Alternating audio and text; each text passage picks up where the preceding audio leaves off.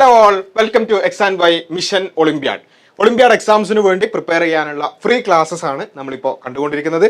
അപ്പോൾ ഇന്ന് നമ്മൾ ഡിസ്കസ് ചെയ്യാൻ പോകുന്നത് ബയോളജി പാർട്ടിൽ ഒളിമ്പ്യാഡ്സിലൊക്കെ ചോദിക്കാറുള്ള, അതുപോലെ തന്നെ നമുക്കറിയാം ഒളിമ്പ്യാഡ്സ് എന്ന് പറയുന്ന പലപ്പോഴും എൻട്രൻസ് എക്സാമുകളിലൊക്കെ വന്നിട്ടുള്ള ചോദ്യങ്ങളൊക്കെ കാണാറുണ്ട്, അത്തരം ഏരിയാസ് കാണാറുണ്ട്. ആ നിലക്കുള്ള കുറച്ചൊരു അഡ്വാൻസ്ഡ് ക്വസ്റ്റ്യൻസ് ആണ് നമ്മൾ എന്ത് ചെയ്യുന്നത് ഈ ഒരു വീഡിയോസിൽ ചെയ്യുന്നത്. ഓക്കെ, അപ്പം ഈ ഒളിമ്പ്യാഡ് ക്ലാസ്സസിന് വേണ്ടി പ്രിപ്പയർ ചെയ്യുന്ന ആളുകൾ അവർ നിർബന്ധമായും ഓടിച്ചു പോകേണ്ടുന്ന അല്ലെങ്കിൽ നിർബന്ധമായും മനസ്സിലാക്കേണ്ടിയിരിക്കുന്ന കുറച്ച് പോർഷൻസും കുറച്ച് ക്വസ്റ്റ്യൻസും ആണ് നമ്മൾ ഇതിൽ ഡിസ്കസ് ചെയ്യുന്നത്. ഓക്കെ, ഇത് ഒന്നാമത്തായി നമ്മൾ ചെയ്യാൻ പോകുന്നത് നീറ്റിൽ മെഡിക്കൽ എൻട്രൻസിന് ചോദിച്ചിട്ടുള്ള ചോദ്യമാണ്. പലപ്പോഴും ഒളിമ്പ്യാഡ് എക്സാംസിലൊക്കെ വരുന്ന ഒരു ഏരിയയിൽ നിന്നുള്ള ചോദ്യങ്ങളാണിത്. ഓക്കെ, ഒന്നാമത്തത്, which of the following cell organelle is responsible for extracting energy from carbohydrate to form ATP? അത് നമുക്കറിയാം, സെൽ ഓർഗനൽസ് അതിനെല്ലാത്തിനും അതിൻ്റെതായ ഒരുപാട് ഫംഗ്ഷൻസ് ഉണ്ട് അല്ലേ, അതിനെക്കുറിച്ചൊക്കെ നമ്മൾ മനസ്സിലാക്കിയിട്ടുണ്ട്. അപ്പോൾ ഇവിടെ ചോദിച്ചിട്ടുള്ള ചോദ്യം, which of the following cell organelle is responsible for extracting energy extract ചെയ്യാൻ വേണ്ടി from carbohydrate to form ATP? കാർബോഹൈഡ്രേറ്റിൽ നിന്നും നമുക്കറിയാം നമ്മൾ ഭക്ഷണം കഴിക്കുന്നുണ്ട് അല്ലേ. നമ്മൾ ഇപ്പോൾ ഫോർ എക്സാമ്പിൾ നമ്മളെ കാര്യം എടുക്കുകയാണെങ്കിൽ നമ്മൾ ഭക്ഷണം കഴിക്കുന്നുണ്ട്. ആ ഭക്ഷണം കഴിക്കുന്നത് എവിടേക്ക് എത്തും? സ്റ്റൊമക്കിലേക്ക് എത്തും. ആ സ്റ്റൊമക്കിൽ എത്തിയത് എന്ത് ചെയ്യും? നമുക്ക് ഡൈജഷൻ നടക്കും. ഇൻറ്റസ്റ്റൈനിലേക്കൊക്കെ എത്തുമ്പോഴേക്ക് ഡൈജഷൻ പൂർത്തിയാകും. അതിനുശേഷം അബ്സോർബ് ചെയ്യും. എവിടേക്കാണ് അബ്സോർബ് ചെയ്യുക? നമ്മുടെ ബ്ലഡിലേക്കാണ് അബ്സോർബ് ചെയ്യുക. ആ ബ്ലഡ് എവിടേക്കാണ് പോവുക? എല്ലാ സ്ഥലത്തേക്കും പോയി എല്ലാ സെല്ലുകളിലേക്കും എന്ത് പ്രൊവൈഡ് ചെയ്യും? ഗ്ലൂക്കോസ് പ്രൊവൈഡ് ചെയ്യും അല്ലേ. ഗ്ലൂക്കോസ് പ്രൊവൈഡ് ചെയ്യും. ആ ഗ്ലൂക്കോസ് അല്ലെങ്കിൽ ആ കാർബോഹൈഡ്രേറ്റ് എന്താ ചെയ്യുക? ആ കാർബോഹൈഡ്രേറ്റിൽ നിന്നാണ് നമ്മൾ എനർജി ഉണ്ടാക്കുന്നതൊക്കെ നമുക്കറിയാം. നമ്മൾ ഭക്ഷണം കഴിച്ചാലേ നമുക്ക് എനർജി ഉണ്ടാവുള്ളൂ എന്ന് നമുക്ക് പറയും. ആ സെല്ലിൽ പോയി എന്ത് ചെയ്യും? എനർജി ഉണ്ടാക്കും. എങ്ങനെയാണ് ആ എനർജി ഉണ്ടാക്കുന്നത്? സെല്ലിൻ്റെ അകത്ത് പോയിട്ട് ഈ പറയുന്ന ഇവിടെ കൊടുത്തിട്ടുള്ള ലൈസോസോം, റൈബോസോം, ക്ലോറോപ്ലാസ്റ്റ്, മൈറ്റോകോൺഡ്രിയോൺ, ഇതിലേതോ ഒരു സെൽ ഓർഗനലിൽ പ്രവർത്തിക്കുകയും അതുവഴിയാണ് എന്ത് ചെയ്യുന്നത്?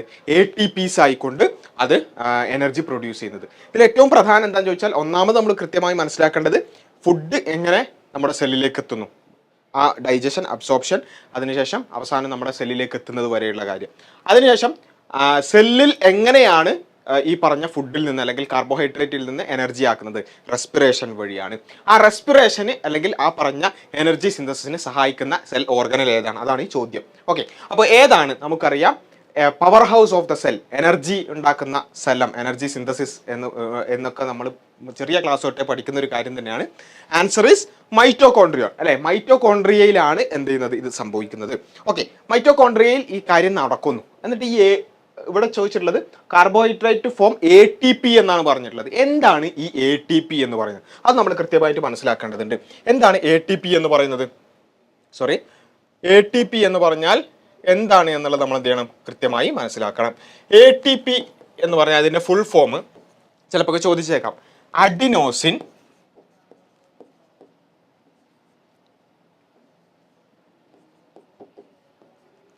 ട്രൈ ഫോസ്ഫേറ്റ്, ഇതാണ് ATP. ഓക്കെ, അഡിനോസിൻ എന്ന് പറഞ്ഞൊരു മോളിക്യൂൾ ഉണ്ടാകും. അതിപ്പോൾ ഞാൻ തൽക്കാലം വരക്കുന്നില്ല.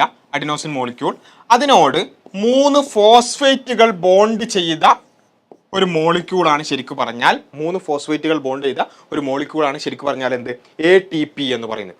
ട്രൈ ഫോസ്ഫേറ്റ് അല്ലെ. ട്രൈ എന്ന് പറഞ്ഞാൽ 3, ഫോസ്ഫേറ്റ് എന്നാൽ 3 ഫോസ്ഫേറ്റ് അടങ്ങിയിട്ടുള്ള ഒരു മോളിക്യൂളാണ് ATP എന്ന് പറഞ്ഞാൽ. ഇതിൽ നമ്മൾ മനസ്സിലാക്കേണ്ടത്, നമ്മൾ പൊതുവേ പറയുന്നുണ്ട് ഈ ATPയെ എന്താണ് നമ്മൾ വിളിക്കുക? ചിലപ്പോൾ ചോദ്യം ചോദിക്കാറുണ്ട് കേട്ടോ. നമ്മൾ കൃത്യമായിട്ട് മനസ്സിലാക്കി വെക്കുക.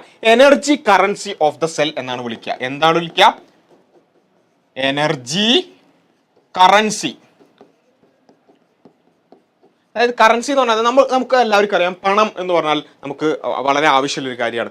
100 രൂപ എന്ന് പറഞ്ഞാൽ എന്താ സംഭവം? 100 രൂപ എന്ന് പറഞ്ഞാൽ 100 രൂപയുടെ ഒരു വാല്യൂ ഉണ്ട് അല്ലേ.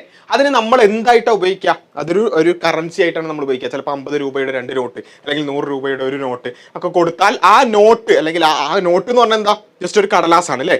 പക്ഷെ അതിനെന്തുണ്ട്? ഒരു വാല്യൂ ഉണ്ട്.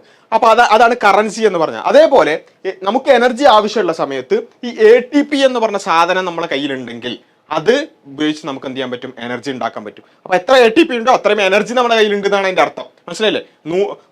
പിന്നെ 10-100 രൂപ ഉണ്ട് എന്ന് പറഞ്ഞാൽ 1000 രൂപയുടെ വാല്യൂ ഉണ്ട് നമ്മുടെ കയ്യിലുണ്ടെന്നാണ് അതിൻ്റെ അർത്ഥം. അതേപോലെ 10 ATP ഉണ്ട് പറഞ്ഞാൽ അത്രയും എനർജി നമ്മുടെ കയ്യിലുണ്ട് എന്നാണ് അർത്ഥം. അപ്പോൾ ഇതാണ് ATP എന്ന് പറഞ്ഞാൽ. ഇതിൽ എങ്ങനെയാണ് ഒരു കെമിക്കൽ ഫോർമുലയിൽ അല്ലെങ്കിൽ ഒരു കെമിക്കൽ മോളിക്യൂളിൽ നമ്മൾ എനർജി പിന്നെ അത് സ്റ്റോർ ചെയ്യുന്നത് എന്നുള്ളതാണ്. ഇവിടെ നമ്മൾ മനസ്സിലാക്കി അഡിനോസിൻ എന്നുള്ളതിനോട് ബോണ്ട് ചെയ്തുകൊണ്ട് ഈ ഫോസ്ഫേറ്റ് നമുക്ക് ഇവിടെ കാണാൻ സാധിക്കും അല്ലേ.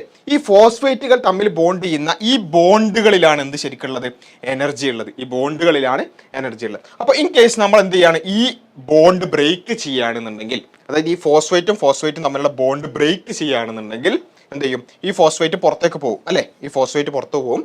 അപ്പോൾ അവിടെ ബാക്കി 2 ഫോസ്ഫേറ്റുകൾ മാത്രമാവും. ഈ ബോണ്ടിൽ എന്തുണ്ട്, ഈ ബോണ്ടിൽ എനർജി സ്റ്റോർ ചെയ്ത് വെച്ചിട്ടുണ്ട്. അപ്പോൾ ആ എനർജി എന്ത് ചെയ്യും, റിലീസ് ആവും. എനർജി നമുക്ക് ആവശ്യമുള്ള കാര്യങ്ങൾക്ക് ഉപയോഗിക്കാൻ വേണ്ടി റിലീസ് ആവും. അപ്പോൾ എന്തായി, ഈ ഫോസ്ഫേറ്റിനെ നമ്മൾ ആ ബോണ്ട് ബ്രേക്ക് ചെയ്തു, ഫോസ്ഫേറ്റ് പോയി, ആ ബോണ്ടിലുള്ള എനർജി റിലീസ് ആവുകയും ചെയ്തു. അത് നമുക്ക് ഉപയോഗിക്കാൻ പറ്റാം. അപ്പോൾ ഇവിടെ 2 എണ്ണമാണ് ബാക്കിയത്, 2 ഫോസ്ഫേറ്റ് ആണ് ബാക്കിയത് അല്ലേ. 2 എണ്ണനെ നമ്മൾ എന്താ വിളിക്കുക, ഡൈ അല്ലേ. അപ്പോൾ അഡിനോസിൻ ഡൈ ഫോസ്ഫേറ്റ് ആവും, അഥവാ ADP ആവും. മനസ്സിലായോ, ADP ആവും. ഇതിനോട് ഇനി ഒരു ഇനോർഗാനിക് ഫോസ്ഫേറ്റ് ആഡ് ചെയ്താലേ ഇനി ATP ആവുള്ളൂ. അത് ആഡ് ചെയ്യുകയാണെങ്കിൽ എനർജി ആവശ്യമാണ്. അത് റെസ്പിറേഷനിലൂടെ വരുന്ന എനർജി വെച്ചിട്ടാണ് ചെയ്യുക. അപ്പോൾ എനിവേ ഈ ഒരു കാര്യം നമ്മൾ കൃത്യമായിട്ട് മനസ്സിലാക്കുക. എന്താണ് നമുക്ക് എനർജി കിട്ടാനുള്ള ആ ഒരു പ്രോസസ്സ് എന്താണ്, റെസ്പിറേഷൻ എന്ന് പറഞ്ഞാൽ എന്താണ്, അതിൽ ATP എന്ന് പറഞ്ഞാൽ എന്താണ്, ATP എനർജി കറൻസിയാണ്. അതിലുള്ള ഫോസ്ഫേറ്റുകൾ അതിൻ്റെ ബോണ്ട് ബ്രേക്ക് ചെയ്യുമ്പോൾ റിലീസ് ആവുന്ന എനർജി അപ്പോൾ എന്താവും, ADP ആകും. ഇങ്ങനെയുള്ള കാര്യങ്ങളൊക്കെ നമ്മൾ എന്ത് ചെയ്യണം, കൃത്യമായി മനസ്സിലാക്കി വെക്കണം. ആ രൂപത്തിൽ ജസ്റ്റ് ഒരു ക്വസ്റ്റ്യൻ ചെയ്യുക എന്നുള്ളതിനപ്പുറത്ത് നമുക്ക് മൊത്തത്തിൽ ഈ ഒരു ക്വസ്റ്റ്യനിലൂടെ വരുന്ന ആ ഒരു പിന്നെ അതിൻ്റെ തിയറി പാർട്ട് കൂടി നമ്മൾ ക്ലിയർ ചെയ്ത് പോകണം. ഒറ്റ ക്വസ്റ്റ്യൻ ഡിസ്കസ് ചെയ്തല്ല, അതുമായി ബന്ധപ്പെട്ടുകൊണ്ടുള്ള നിരവധി ഏരിയാസ് നമ്മൾ എന്ത് ചെയ്തിട്ടുണ്ട്, ഇതിൻ്റെ കൂടെ ഡിസ്കസ് ചെയ്തിട്ടുണ്ട്. ഓക്കെ, അപ്പോൾ ആ രൂപത്തിൽ നന്നായി എല്ലാവരും എന്ത് ചെയ്യുക, ഒളിമ്പ്യാഡ്സിനാണെങ്കിലും സ്കോളർഷിപ്പ് എക്സാംസിനാണെങ്കിലും നന്നായി പഠിക്കുക, പ്രിപ്പയർ ചെയ്യുക.